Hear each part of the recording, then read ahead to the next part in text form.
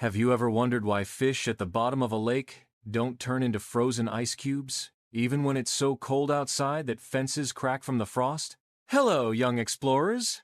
Professor Zapnik here, reporting straight from the Kingdom of Ice. Take a look at this huge, mirror-smooth surface.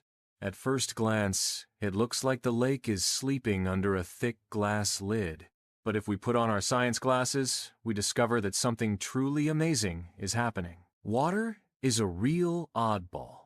While most materials shrink as they get colder, water does something surprising near its freezing point. It starts to expand. That's why ice is lighter than water and floats on the surface like a giant protective shield. If this weren't the case, lakes would freeze from the bottom up, and many animals would never survive the winter. But life doesn't stop under the ice. In fact, that's where it's safest. Water has a special secret called the 4-degree rule. At 4 degrees Celsius, water is at its heaviest, which means it sinks.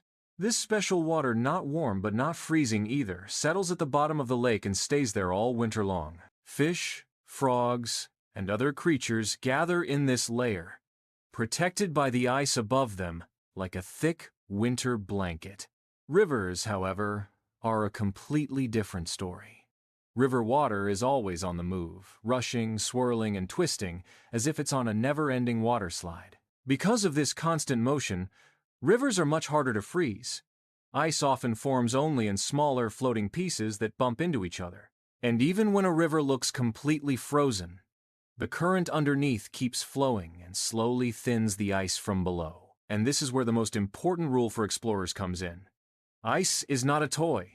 Ice thickness can change even on the same lake, and rivers are especially dangerous. Currents, bends, bridges, inlets, and dams can all make ice much weaker than it looks. Ice also melts from the bottom first, not the top, which means it can suddenly break even when the surface seems solid. The color of the ice can give clues too clear. Bluish ice is usually stronger, while white, cloudy, or bubbly ice is much more fragile. So, let's admire this icy wonderland, learn from it, and enjoy it from a safe distance. If you want to go skating, always ask an adult and choose a marked, checked skating area. As for me, I'm heading back to my lab. Science never sleeps. But the tip of my nose is already starting to look like an icicle. See you on our next adventure.